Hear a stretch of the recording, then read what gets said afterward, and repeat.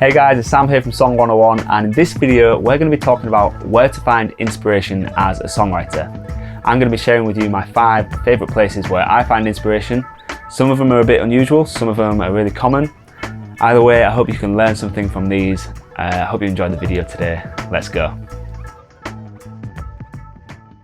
Okay, before we begin, I just want to stress one really important point, and that is inspiration can strike at any time, so you need to be ready. You need to have a notepad and a dictaphone on you at all times. Now luckily, I have a smartphone, and I'm sure if you're watching this video, you probably have a smartphone as well. So that is my notepad and that's my dictaphone. Whenever inspiration comes, I just can sing a melody, I can type out the lyrics, easy peasy, I can forget about it and do it the next day. So, most important point, always be ready for inspiration. Okay, with that said, let's go backwards from number 5 of my favourite places to find inspiration for songs. So, number 5 is pieces of popular culture. And by this I mean books, magazines, films, TV, stuff like that, other songs. The reason why these are so good, and they're particularly good for titles, is because imagine you go into a newsagent's and you see a newspaper. Now, the newspaper has a headline, and that headline has literally been designed by someone. Someone's been paid to come up with a headline that makes you want to pick it up and read more. And that's exactly what your song title should do. It should make the publisher or the artist or whoever it is want to click on that song and listen to it. If they've got 100 songs on their computer and one of them's called I Love You, they're not going to listen to that one. They're going to pick the one with a really cool, interesting title. So you can take inspiration from other titles or other lyrics or other lines in films, something that sounds cool that you can build a whole story around. So that's number 5, that's pieces of popular culture. Okay, number 4 then is conversations. Now we all have conversations every day, and some of them are more interesting than others. And what you're looking for when you're looking for inspiration in a conversation, you're looking for that unique slant on something. So someone might say something and you say, I've never thought about it in that way before. Now that can be a song, because chances are if you haven't thought about it in that way, other people might not have thought about it in that way, and you can make a song out of that. Another example is if there's some sort of confrontation, right? This is a great example. If you're in a situation where someone's put you down, they've made you feel really small, they've belittled you in some way, and at the time you just didn't know how to react, so you walked away. And then, say 10 seconds later, you come up with this really witty remark, this comeback which would have just put this guy in his place, but it's too late to say it. Well, you can create a song out of that. You can say it in the song.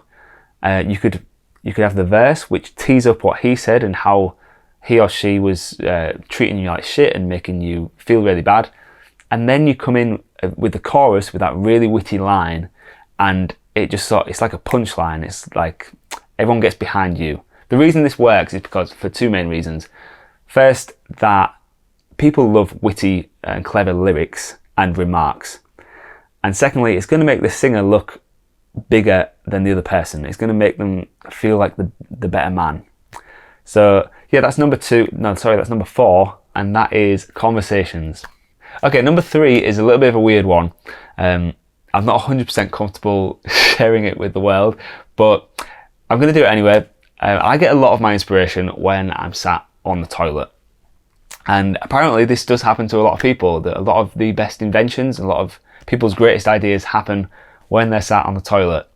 And yeah, I'm no exception to that. I think what it is that the toilet is like a place where you don't think about anything. So if you go for a tea or a coffee break, you think about how much milk you want, or how many sugars people have. You might be talking to a colleague or something. If you go for a cigarette break, you're probably doing similar things, talking to someone, watching the world go by. There's a lot of things coming into your brain that you're processing. If you're sat on the toilet, you're not doing any processing. You're just thinking about whatever the hell you want to think about. And for me, a lot of the time that is songs. So yeah, I come up with a lot of my best ideas when I'm sat on the can. So that's number 3. Okay, number 2 is music events. And what I mean by music events is places where your type of music is consumed. So this could be at gigs, it could be clubs, pubs, festivals, karaoke, raves, stuff like that. I'm not on about radio, I'm on about where people go to actually consume music. Music is the primary thing that they're there for. So for me, I write pop and dance music primarily. So that kind of music is consumed in clubs and bars. And I need to go to them places to be able to see how people react to certain songs and certain things within songs. So for instance, a DJ might put a song on and it clears the dance floor, and I need to know why did that song not work on this night in this place. And he might put one on which does fill the dance floor, and I need to think, what is it about this song? Is it the lyrics? Are they currently appealing in some way in this room, in this situation? Is it the rhythm? So for instance, in pop, especially with DJs, they use the same backbeat over every single song, and they just change the lyrics over the top. If I want to be in that market, if I want my song to be played in the club, I should probably write a song which works with that beat underneath it. Same thing if you write rock music or metal music. You need to be going to gigs because that's where that music is consumed. And you need to see how people react to certain features in the song. So for instance, like the mosh pit is a big thing in rock music and metal music. So there might be a section, like a build-up section, where guys are like saying, you know, don't go into the circle pit just yet. It's like the build-up, and then when the drop comes, everyone goes into the circle and they go fucking mental. You need to know how the music affects that. And you need to see that firsthand, really. Just as a quick side note as well, a lot of people, when they go to these music events, you know, the gigs and the clubs and the pubs, they're drinking as well. And it's a really good idea. I'm not advocating drinking a lot, but it's a good idea to know how it feels to listen to your song when you're drunk, or how other people feel when they're drunk and they listen to a song. So, because it does change how you react to it and how fast it feels and stuff like that.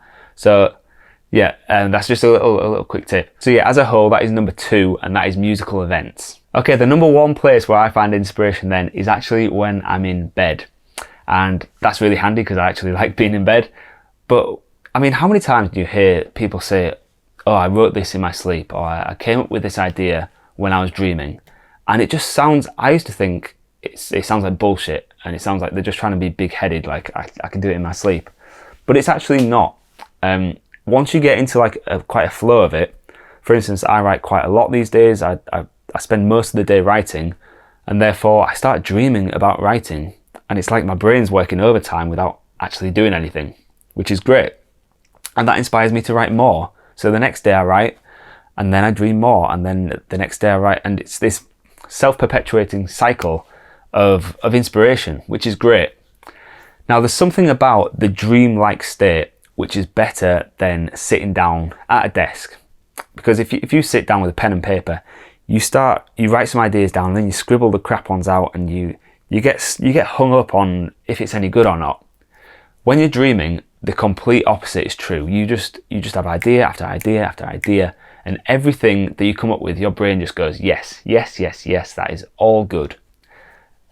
Okay, a lot of it, truth be told, a lot of it is crap, but if you're recording all this, you know, when you wake up and you're still quite dreamy, you quickly record it into your phone, make a note, then you can analyze it the next day and say, wow, that was a really unique idea which I'd have never come up with if I was awake. Or you can say, yeah, that was complete shit, and just get rid of it. So yeah, that is number 1 for me. That is lying in bed and just being dreamy. Okay, that's my top 5 places where I find inspiration.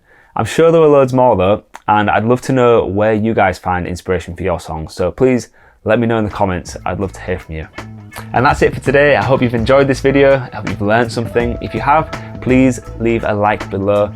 If you want more videos like this, please hit the subscribe button. We do videos like this every week. Until the next one, I hope you keep writing, and I'll see you soon. Adios.